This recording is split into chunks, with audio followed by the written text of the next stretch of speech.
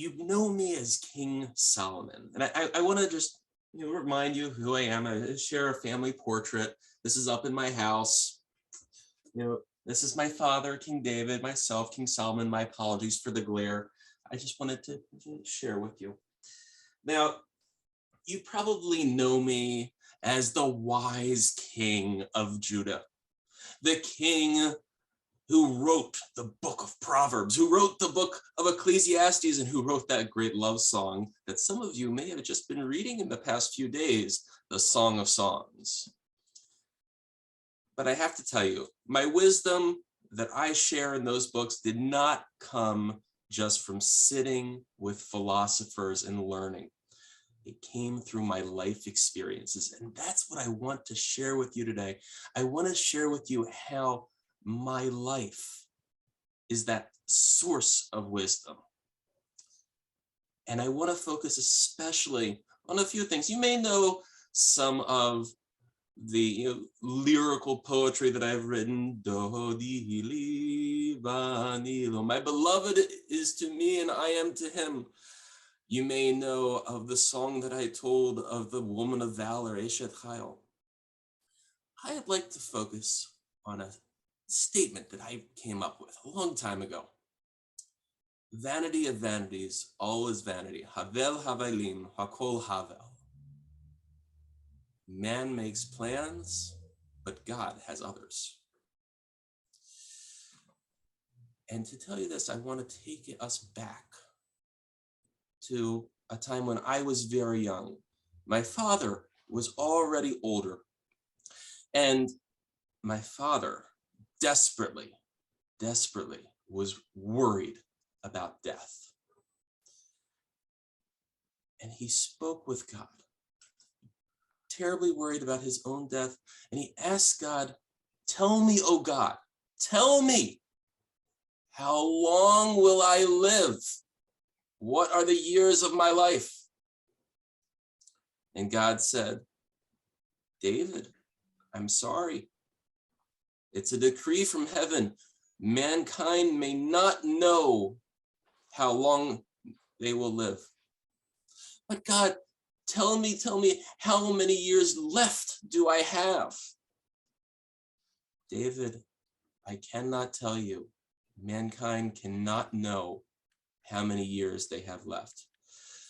God, please tell me how fleeting my life is. David, I will tell you that your end will come on a Shabbat. On a Shabbat? David, my father, he thought to himself, but could you not keep me until a Sunday? Keep me so I have Shabbat here on earth. And God said to David, David, no, I won't do that. It has been decreed when your son Solomon will take over as king, and I won't take away even one day from his time as king. I would have gladly given up those days, but God had other plans. David said, God, maybe take me on a Friday. Take me on a Friday so I can spend Shabbat with you in heaven. And that God was angry. No, I would never take away one of your Shabbatot on earth. They are too precious to me. Then David said finally, God, then you are a faithful God. I will die on a Shabbat. Yes, David, you will die on a Shabbat.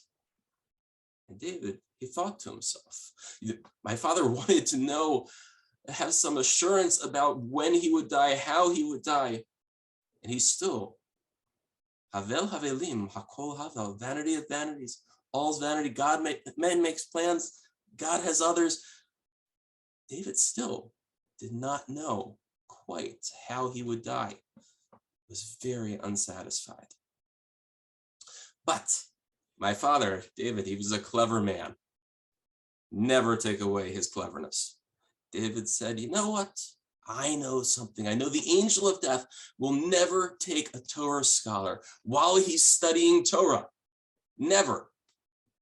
So David comes over to me and says, Solomon, my son, we are going to study Torah every Shabbat from now on, all Shabbat long, we're only going to study. It was wonderful. Have you ever had the opportunity to study with your father? Oh, such a dream. Every Friday night, we would study the 5 books of Moses. We would study the stories of our earliest ancestors, of Abraham, of Isaac, of Jacob, and that great leader of the Jewish people, maybe even a greater leader than my father, Moses, and how he brought the Jewish people out of the land of Egypt. And then when the sun came up, we would read the books of the histories of the Jewish people in the land of Israel. We would study the book of Joshua. We would study the tales of the judges. We would study the stories of our ancestors, not just our great-great-great-great-grandparents, but sometimes even our own grandparents. And then we would also study the teachings of my father's mentor, the prophet Samuel, and how my father came to be king in Israel. And as Shabbat drew to a close in the afternoon and evening, we would study my father's own writings, the book of Psalms. You may know some of the book of Psalms. A lot of people like quoting, "The Lord is my shepherd, I shall not want." Sound familiar to some of you? I thought so. And one Shabbat, as we were sitting and studying into the late afternoon, we finished one psalm and the wind stopped rustling through the palace, and the wind came through, used to blow across the strings of my father's harp. But suddenly the wind stopped and we no longer heard the sound of the harp, but we heard another sound. We heard a rustling of the leaves in the orchard, the rustling of the leaves of the pomegranate trees. And we were very curious as to who could be in our orchard at this time on Shabbat.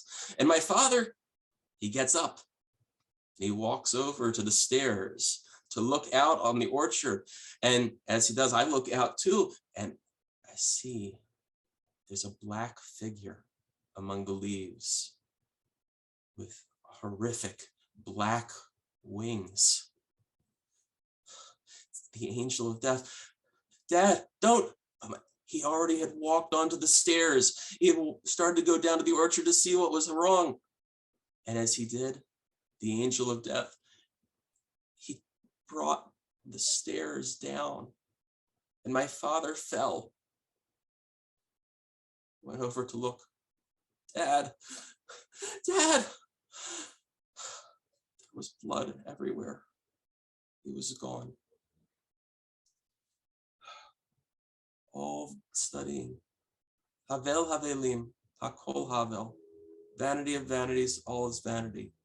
Man makes plans, but God truly has others.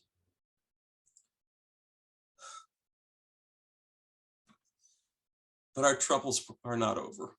You see, we keep dogs in the palace, and the dogs, they smell that blood. And they were getting hungry. And we knew that if the dogs had their way, they would come after my father's body. His body needed to be protected, but it's forbidden. It's forbidden in the laws of the Torah. You cannot move a corpse on Shabbat. So all the sages of the palace, they gathered around, they tried to find an answer. And me sitting there crying, I didn't know what to do. They sat and they argued. They said, there must be a law that can allow us, for the sake of the country, for the sake of the state, to move the body of a king on Shabbat, if not just a normal citizen. But I knew that couldn't be. In death, there is no difference between a king and a peasant. Only in life. And then I heard them arguing. I can't believe they were even mentioning this. They said, "Oh, let's take a challah and put it on King David's body, and then we can move it. We can move his body for the sake of the challah. But then they said, oh, we can't do that either. Bal tashrit, you can't waste. It'd be a waste of challah. You wouldn't be able to eat the challah afterwards. And then they argued, and I can't even imagine how they came to this. They said, oh, well, perhaps we can have a child sit on the body of the King David, and then we can move the body for the sake of the child. Ugh. But you know, not a single child in the palace was willing to sit on the body of my father. And I couldn't take it anymore. All this arguing and bickering. I called to God, God, give me the wisdom so I can know what to do. How can I pay my final kavod, my final respect to my father and protect him? And God gave me the words. He gave me the words of the birds. And I used them. I called out to the eagles. With God's help, I called the eagles down. And the eagles, they came down. All that arguing of the sages, Havel Havelim, Hakol Havel. Vanity of vanities, all is vanity. Man makes plans, God has others. God gave me the words. I called the eagles came down and they formed a circle around my father. And the eagles, with their majestic caps, stood watch, stood vigil over my father and protected him until the end of Shabbat.